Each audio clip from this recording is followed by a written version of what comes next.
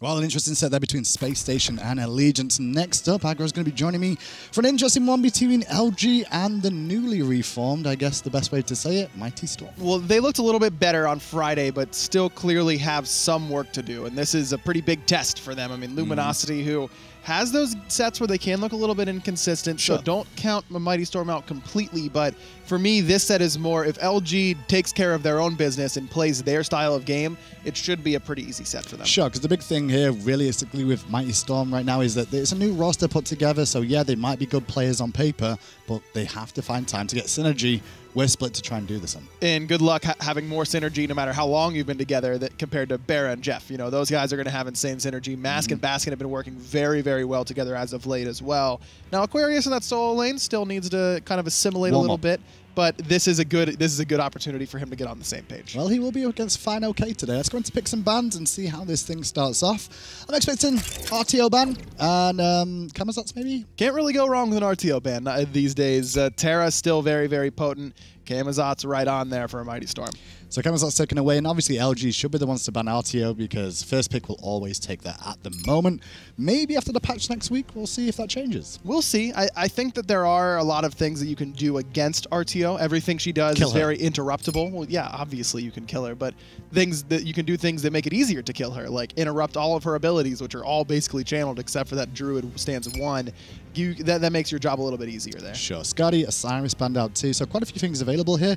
Chulainn up on the table, Terra too, which we've seen a lot of, and it's going to be Erlang Shen, which is the only one I didn't mention there. And fineokay loves this Erlang Shen. He made a huge impact with it on Friday, specifically with the Blink Erlang Shen as this kind of setup character, kind of a pseudo-initiator out of that solo lane. Hou-Yi locked in straight away, more than likely going to BaRRaCCuDDa, no real surprises there. We did see him try to do his own jungle in one of the games recently against Space Station, and maybe other people will follow what Zapman did and try and steal him away. I don't know. That feels like a Zapman sort of invade to me. Only if your name is Steven Zappas, you can pull that one off. Well, for now, anyway, we'll find out. Fafnir locked in for the Mighty Storm. Sorry, Mighty Storm, yep, going over to Vivian and Jing. So, it's the Jing. It's the same thing that BaRRa ran into with Zapman. And this is about safety in that duo lane for a Mighty Storm. They don't want Vetium to have that solo, the matchup where BaRRaCCuDDa can solo him. Jing has that agility, gets out of that knock-up off of Hou-Yi's dash, or jump rather, so that gives Vetium some more safety in that lane. We've had normal supports over in NA today so far.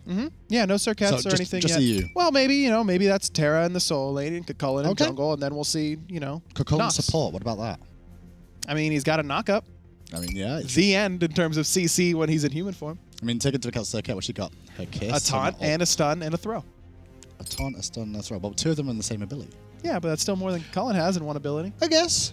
Raven, Sol, Nemesis, and Awilix banned out there. Don't mind the Awilix, obviously up against the Jing and the Fafnir. It does make it very susceptible to being able for easy uses of that ult. Plus, I think Awilix is ranked near the top of underrated gods. It's not one of those gods that you need jumps or need knockups in order to be effective. Awilix, it just fills that pressure jungler role so well.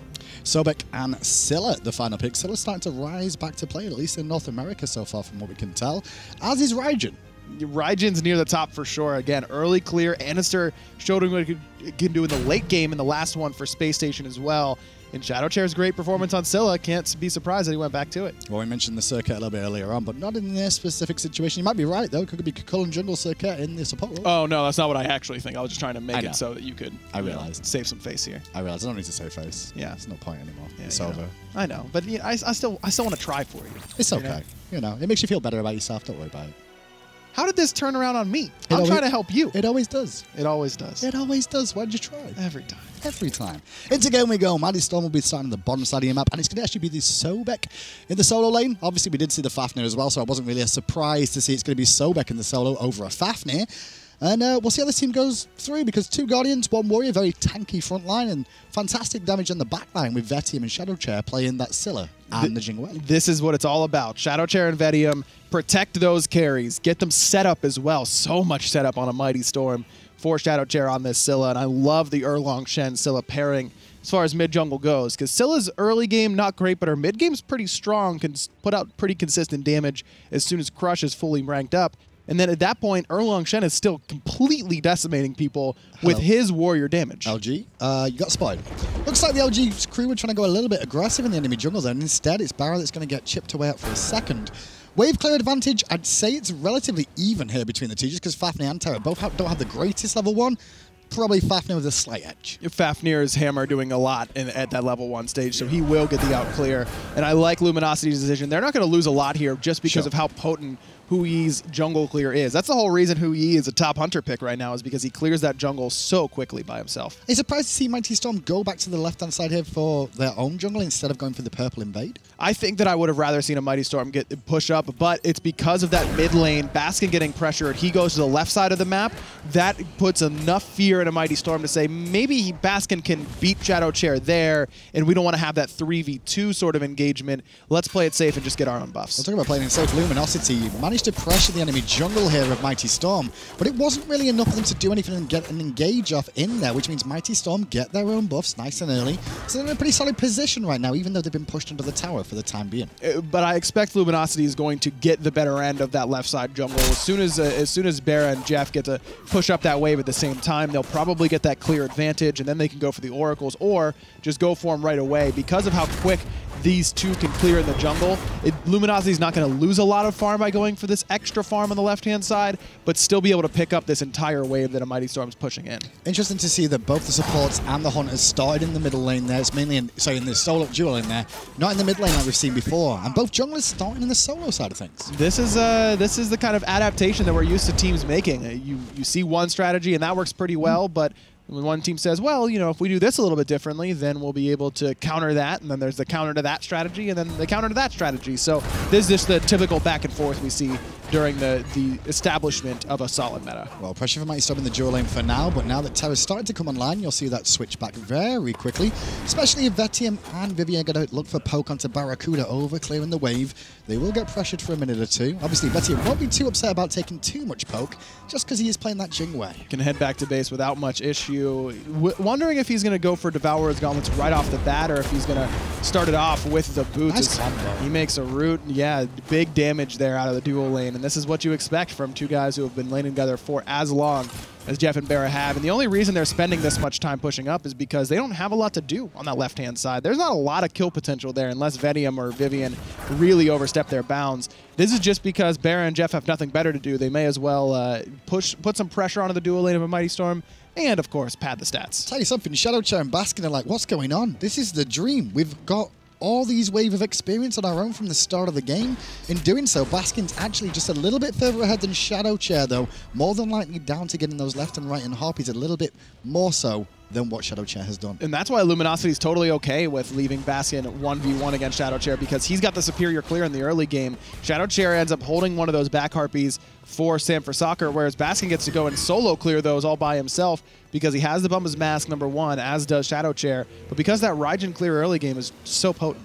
Well, right now you can see Speedbuff about to spawn for Mighty Storm. All the buff time is slightly off-center just because of how this start happened, which means that one by one these buffs are going to spawn. Mighty Storms generally will spawn ahead of the rest of Luminosity, so just keep an eye out and see if we see any invades. At the moment, though, it doesn't look likely. No, even with Aquarius being close to that transformation threshold, that was good timing by him to keep up his rage for the invade if Luminosity deemed it necessary. But with Mask still not having backed, and Sam has backed for those boots too, that means that the Erlang Shen warrior is going to be much stronger in that first, you know, level 5, level 6 fight in the jungle. So wise decision by Luminosity to not force it there. Well, around the corner comes Sam for Soccer, looking for a bit of pressure onto Aquarius, who's fine just farming away up against fineokay. Surprising enough, 2 sprints for Luminosity here. Bit surprised to see 2. What do you think the reason for that is? Fafnir's slow off the hammer stun is actually pretty potent, sure. But I think it's just more that this is a solid relic. Maybe Shell would have been better for JeffHindla. I don't disagree with you there, but think of it this way. Luminosity basically has 3 sprints between the 2 sprints that they have and that Terra's Blessing. Yep. So that's a ton of mobility that a Mighty Storm's going to have a tough time answering. Bit of a contest between the two here. Looks like it's a 1-for-1 split, as there's no nice little glow around the Gold Fury for the ward. Erlang Shen coming from mid lane with ShadowChair, but round the corner as well is Mask. Sam for Soccer's under pressure. ShadowChair can't do much about it, and Sam's in so much trouble. The shell's going to keep him up, though. The ticks are not going to be enough. I tell a lie. Just enough. The final one will get Mask the first kill of the game. Perfect timing by Mask to use that last breath ultimate just before the Erlang Shen heal went off to give himself that anti-heal reduction. That's the whole point of the Erlang Shen ultimate. Not only is it the taunt, the damage reduction, and then that big burst of heal. Well, Serqet shuts all of that down. Luminosity gets to last pick this jungler and then put it in the matchup that it really excels at better than just about any other.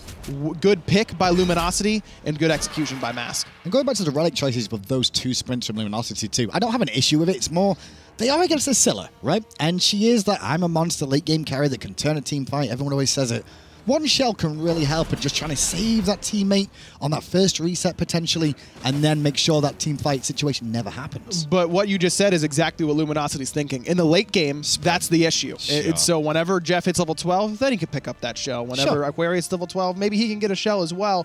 You're not worried about that reset potential in the early game nearly as much as you are in the late. So may as well get a relic that can help you in the early stages a little bit more, such as Sprint. Oh, Jeff's been very aggressive in this lane, just poking down Vetium a little bit, making sure he stays honest. You're going to come in my jungle? Well, I'm going to make sure you take a little bit of damage, but obviously at the end of the day, we keep mentioning it's always Jing way, so it's not going to hurt too much just yet. And BaRRaCCuDDa being able to stick around, not back until that rotation towards the mid lane, where that sprint actually came up big. It allowed Luminosity's duo lane to get into position on SmiteVOD, gave BaRRa enough gold to start off the Devourer's gauntlets, whereas Vetium went for the boots. So right now, Vetium has that outboxing potential. He's got more mobility, he's got more power, and the lifesteal for BaRRaCCuDDa isn't quite as relevant yet with those low stacks of the Devourer's gauntlets.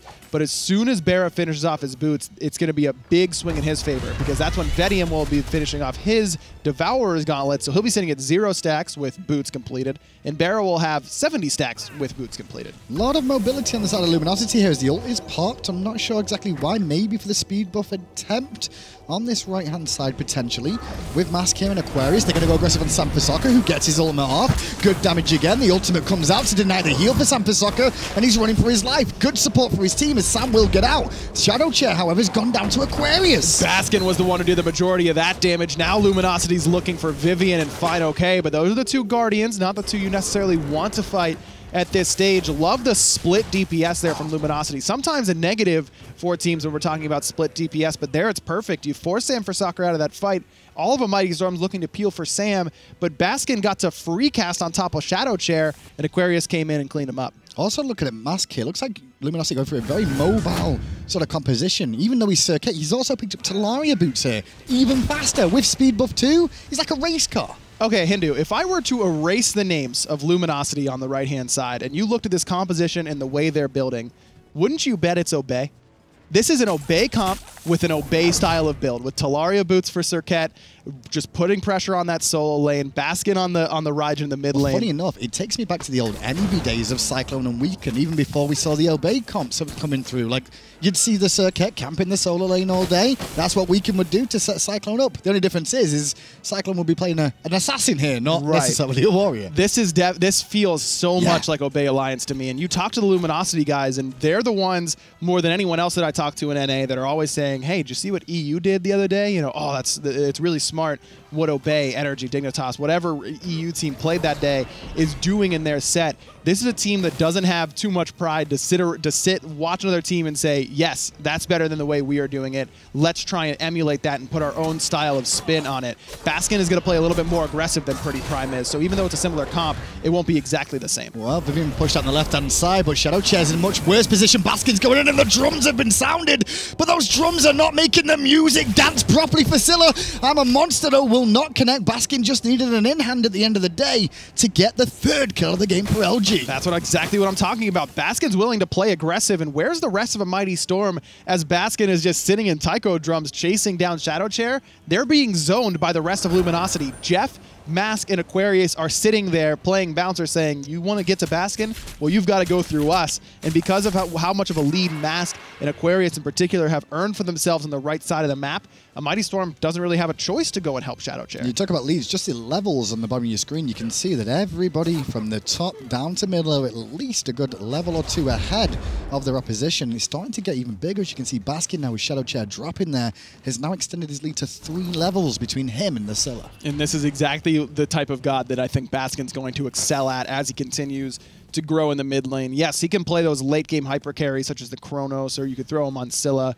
but I love him on gods like Raijin, where he plays the early game so well in that mid lane and does so much with a lead because that's what he really grew his name on, was getting a lead for himself in solo and forcing it there. LG coming in for this fight, but they don't recognize all 5 members of Mighty Storm are here. The bad news is that Mighty Storm are just being destroyed. They're all running away now. Meanwhile, BaRRa's like, hey guys, I'm just going to free farm, maybe do Gold Fury on my own. As we watch Vetium running for his life too. 1 hit will be enough, but no continued chase over than Baskin, who really is blood hungry right now. I think Baskin really wanted a Thunder Crash in there. Smart of him to let it go. BaRRa bringing the Gold Fury to Jeff. BaRRa. Calculated, but he's got to be worried about Vetium, who's coming. No airstrike available for Vetium, and BaRRa willing to stick in there and to secure that gold. Just in time. And I like the call from Mighty Storm, though. They knew they were getting the speed invaded, so they send all 5 using the Jing passive, so he wouldn't really lose too much farm in the lane.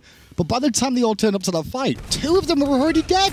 It was just a perfect stun by JeffHindla that sets all of that up for Luminosity. A Mighty Storm group a little bit too much, and even Jeff is so far ahead right now that Sam took a big chunk of damage just from crushing Earth. I mean, that in mass dashing through with the Deathbane. I love this Heartseeker build. Now, not a big fan of Heartseeker after Teleria, because you're giving up 20 power to go Teleria, and then that's 20 power you're not going to get on Heartseeker. But because of just how many raw levels Mask has right now in that jungle, that means Deathbane, the Serqet Poison, Ambush, all of these abilities are just going to have more damage in them because of the points that he's earned. So you're just going to get that lost base damage that you lose by going Talaria instead of the Warrior Tabi just from the level lead alone. It's going to make up for that deficit. So is it with how Mighty Storm are playing now and looking to try and defend their right-hand side, is it with almost giving that up at this point and maybe looking for the left-hand side of the map a bit more? The problem with that is that BaRRaCCuDDa's got himself a lead now. This is exactly what I'm talking about. Vetium going Devourer's Gauntlet next. Both hunters have boots and Devo gloves. It's just that one hunter has a fully stacked Devo glove and the other one has 19 stacks. So Luminosity is willing to take the fight on that side as well. You can't full commit to defending that speed buff anymore. And look at this, Paul Demon being done, taking down all 5 members of Luminosity on this side, and no response whatsoever from Mighty Storm. As I was saying, maybe they don't pay attention to the right-hand side. Should have recognized that everybody was missing on the map, and Paul Demon was always a threat there. That could have honestly been a fire giant. That's how far ahead Luminosity is right now, and Mighty Storm had no interest in coming into that right side jungle anymore. I do think that a Mighty Storm needs to change up their strategy in terms of defending that speed buff, but I'm not sure playing super aggressive on the left is necessarily the answer. Just trying to play aggressive enough to get your own buffs on the left should be enough for now. Well, we've had this as stands now with the tier 1 tower being down the right-hand side. Just check out the tier 1 tower in mid and left. They're already way below half health for each of them. And now Luminosity grouping around their secondary speed buff, as we should probably call it at this point of the game. Auxiliary speed buff, just in case Mask runs out of time on his first one. He's got this one. Chair walks up on his own, and he gets told to sit on his own chair, to be fair. Back to base, he'll have to go momentarily, and that means it will be a 3v, potentially 4 around the speed buff again. I don't think they can do anything about this. And not with ShadowChair back in base. You kind of need the I'm a Monster to secure speed buff at this stage of the game. We're there right now for a Mighty Storm, and with ShadowChair being sent back and now no purification beads for about 2 minutes, it's going to be pretty hard to get him anywhere close to the fight. And that's the key. The beads being down means that he's only got I'm a Monster to save himself from Mask looking at him again. And there we go. Mask goes straight for it. And before you can even get the ultimate off, my friend, you're stunned, taken out. Baskin credited with a kill as the tier 1 tower falls too. This is very one-sided. Love Luminosity grouping up at this stage. Now Vivian takes another big chunk, almost brought down all the way if Baskin could have popped off that fineokay could be in trouble on the right-hand side too. At the moment, it's a 2v1 over here. And fineokay's already used the lurk in the waters to try and stay alive against Aquarius with Mask turning up. Another kill for Luminosity. The tier 2 tower exposed and no one here to defend it. Look at what Luminosity's doing. They put pressure on this right tier 2 and immediately invade the red at the same time. Now Mighty Storm has a losing decision. They have to give up one. They might even give up both. Well, the pressure once again onto SmiteVOD being run down. No stun available there. Root, I should say, from Jeff. Hammer onto BaRRa, forcing the beads and him to leap away. And Vetium going to poke down JeffHindla a little bit, but I don't think they've got the damage to kill him just yet. No sprint available for Jeff, but look where Baskin is, just waiting round the corner. Oh, that double stun right there for BaRRaCCuDDa, barely able to get out. Vetium with very low HP. The shell actually saving his life there, even with him going into the airstrike. And all the while, Luminosity gets a tier 2 tower on right. Luminosity could have lost all 3 on that fight on the left-hand side, and they still end up on top because they get both towers up against fineokay. Look at Mask, just stealthed in the jungle, waiting for anybody to rotate through here. He could do that. He's so far ahead. No ultimate available for a few seconds, though. But when he recognized, I think he saw two come in at the same time, I was like, you know what? A Fafnir and an Erlang Shen at the same time with no ult. I'm not so sure about that one, even if I am massively. Plus, what does Mask actually get for getting that kill when he instead could be getting right mid harpies, his own speed He buff, gets Twitch chat harpies. to go lol. Yeah, but Twitch chat's lulling already, Hindu. It's 15 minutes in, and LG's up 7-0. That is true. I don't think there's room for any more lulls. No real, in my opinion, no real mistakes from the duo lane of Mighty Storm so far, because neither of them have died, so that's the main thing. But, you know, positioning, different story maybe. But at least they're living. And the main thing about living is if you don't die, you're not giving up free golden experience and potentially having more fun. This reminds me of whenever Burrito saw success with that Ao Kuang jungle for Johnny, and they said, yeah, let's just pick Ao Kuang all the time. This might be what happens to a Mighty Storm. ShadowChair played great on Scylla. We could play setup for him with just passive gods all around the map. But good teams are going to recognize that's what you want to do, and they're just going to beat you for it. And that's exactly what Luminosity's done here. Well, Mask has just focused him every single time he's been anywhere in the engagement, and the composition of Mighty Storm haven't really protected him very well. But that's because of Luminosity's game plan. What do they do first? They don't focus out the Scylla. They focus the Erlang Shen, the setup for Scylla, and then whenever he's been shut down, then they focus Scylla. Well, BaRRa's going to get plucked into the actual ult of his own there, and his fineokay who's in trouble. In goes Mask now, looking for the pick on Vetium, forcing out the beads. Damage is still on as Aquarius. We'll get a nice chunk of damage off onto Vetium there. Make sure he forces back his Baskin. Picks up Sam for Soccer in the jungle too. And Mask has got in again. You're right. Call it. Vetium down 10-0, 16 minutes in. Mask can take this 2v1 too. He's going to try and jump over the crush. A little bit late on that one, but finds the madness onto Vivian. Now that forces ShadowChair out, and Mask uses beads just to keep going. Yeah, because he's got the backup of Baskin looking in, then he will get the ultimate of ShadowChair too. Meanwhile, Gold Fury goes down 2 for Luminosity, and that is a 13,000-ish gold lead in 16 minutes. And look at I mean, fineokay just finished off his third item, a Stone of Binding, which is a great item for Sobek in the solo lane. Gives him some extra physical defense, some magical power, and a buff of penetration for him and his teammates whenever he CCs someone. But then you look at Aquarius's build, and he's got 4 stacks on Urchin, he's got a Gladiator shield, and he's probably going to get a Mass Immune or whatever he wants with that Katana tree next. And those are much more, I mean, the Urchin and the Katana is going to be way more expensive than fineokay's build thus far, and he still ends up that far ahead in it. So start the game was real even between the two. No advantage for Luminosity realistically, other than Baskin in the mid lane just getting a little bit further ahead than ShadowChair. What adjustments do we need out of Mighty Storm for next game? You can't let Baskin get that much farm by himself. Look, there's a reason that mid laners, we always complain about how little farm we get, how we always have to split. The reason is if a mid laner gets free farm and gets no pressure put on him whatsoever, especially a god like Raijin, you get to get so much pressure in the early stages, and Baskin was able to do that with Mask. So maybe instead of like staying with fineokay for so long, Sam for Soccer, once he's got his buffs, just leave the Sobek on his own. It's not like you're going to get wave clear advantage, is it? Exactly. Once you secure the buffs on the right-hand side, that's the only thing you're worried about whenever you've got a Guardian solo, is securing your buffs. After that, let him go. He's going to get pushed under tower. Who cares? You know, it's not a big deal. Then Aquarius, it doesn't get that 2v1 potential either. Good news, everybody.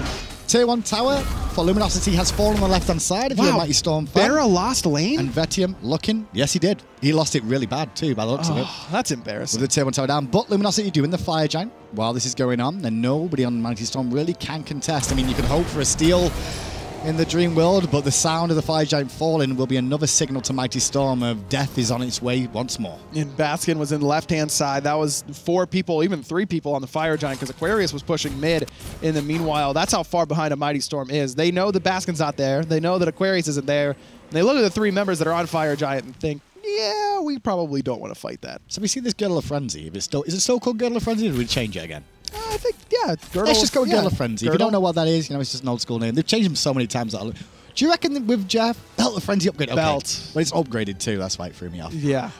Do you reckon this is just because they're so far ahead that he's doing this more so than not? Because we mentioned the shell, but... Now, I do think this item is very underrated. I think that Frenzy is very strong right now. It actually brings a lot to a team composition. But in this particular situation, yes, this is Jeff saying, hey, let's win the game now instead of in a little bit. So I'm just going to buy Frenzy, and then we'll just get to shred objectives, whether it's the Titan even. You can just pop this, and with how much base damage Luminosity has alone, I mean, how many members are almost level 20? 3 level 17s, a level 19 for Aquarius. Even Jeff's level 14. Jeff is tied for the second highest on a Mighty Storm. Jeff's like, you know, he's very similar to, in way, this is kind of like Rafa's version of it, right? But Rafa wouldn't go for Girdle here. He'd actually go for Blink on Terra. He'd buy a power pot. He'd buy a power pot and Blink. Yes. There you go. He wouldn't go for the girdle because even though Jeff is, having a bit more fun, he's still going to go for something that will impact the fights more so than a blink Terra. That's because Raffer doesn't want to help his, quote, idiots, unquote. That's what Raffer would say. Okay. Did you call them idiots too then? No, that's what he would say in that scenario. Okay. Yeah, he always, they call each other idiots. That's like, I mean, that doesn't mean we can call them idiots. I didn't call them idiots. You did. They're all very intelligent human beings. Did you say that? BaRRaCCuDDa coming back from base, has Chins online, and having a whale of time. This is one of the most awkward games to cast. Because there's literally like, well, we've talked about what Mighty Storm need to do for game 1, which is not do this. We've talked about what LG did right. But has LG really done anything wrong?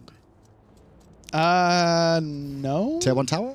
Oh yeah, they lost the BaRRa losing lane. But they get that tier 1 tower on left because Luminosity is getting Fire Giant on right. So that's kind of a worthwhile trade. That's true. Luminosity has not made many mistakes this game, that's for sure. And a lot of it is just the fact that a Mighty Storm hasn't forced Luminosity to change game plans. A team at this level, whenever you give them an opportunity to say, hey, this is what I'm seeing on the map, this is what I think that we should do, is rarely a miscall. That's usually going to be the right style of play. It's whenever an enemy team responds and makes you change that plan on the fly that you see teams start to make mistakes, whether it's where to push, where to invade, where to fight, who to kill. Those are where those mistakes kind of pop up. Whenever a team doesn't have to respond to what you're throwing back in response because you're just kind of getting rolled over, then it's very easy to make every correct decision. Well, if you like Baskin and you don't like Hide of the Urchin, go for Mystical Male Mid. That's the play here. Vetium forced out once again, and that's going to give so much pressure for LG at this Phoenix, which they're not even going for. Focusing on the kills, Vivian goes down, followed by ShadowChair, followed by the Phoenix, followed by the last 3 members sat in base. fineokay maybe have to find a pluck if he's lucky onto Baskin, who's trying to stutter step, but Baskin's got support coming in. Baskin's so tanky with that Mystical Male. BaRRaCCuDDa's going to find one. Vetium does it. He won the lane, and he gets the only kill for a Mighty Storm, at least for the moment, as Aquarius cleans up fineokay for number 15 for LG. Second Phoenix of the game going to go down here as well. The minions point in mid, and now they may just look to end right this second. Only Vetium here standing, and I don't even know if he'll survive in the base. But will Luminosity not troll too much to miss ending the game? And no, the answer is they might have trolled a little bit too much because Baskin is away to get a wave as the Titan falls to about half HP. It is showing how good Jingwei is, though. This is what I like about this, because we've not seen Jingwei for a while, and we've seen a lot of Jingwei get played. Even if she's losing, she's still doing pretty solid work in the games. Yeah, I mean, Vetium's doing the best he can. I mean, he's only a level behind BaRRaCCuDDa. It's not been just Vetium. Like, quite a few pros this weekend, even if they've been on a losing team, it's always been the Jingwei that stood out. I think Jingwei's a bit of a sleeper. Oh! All right, BaRRa, calm it down. There's no need for that. That's rude. It's abusive. That was mean. Off the second hit, too. Do you reckon it was meant? Of course, it's John BaRRaCCuDDa Salter. He can never make a mistake. Yeah, he's always super nice. Perfect play from him. No mistakes. Even though he lost his tower, no mistakes. Gold Fury will go down 23 minutes in. Even that ricochet, not a mistake. He meant to do that in case someone was trying to come in and steal it. That would have killed him. Knew it for sure. 23 minutes in. What's the gold lead at now? Let's have a little look. I don't even try to do the math. 21,000. That's almost 1,000 gold a minute. We're 23 minutes in. Yep.